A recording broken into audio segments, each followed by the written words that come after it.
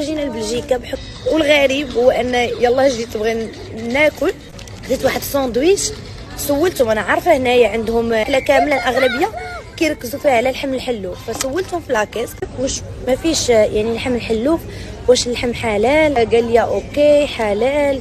قلت لي راني مسلمان، قال لي بيان سور دايرين حلال.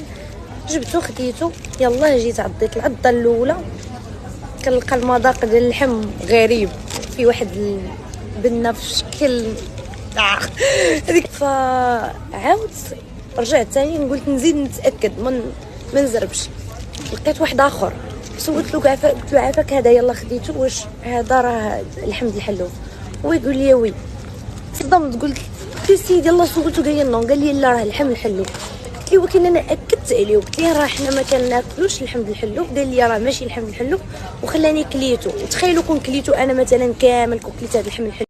فما تثقوش فيهم، واخا يقولوا لكم راه ماشي اللحم الحلوف، راه قلبوا ساندويتش. دابا انا من ناحيه الناس اللي داخلين معايا المعرض والناس اللي معايا المعرض جيت ندوقو ويتقاضى.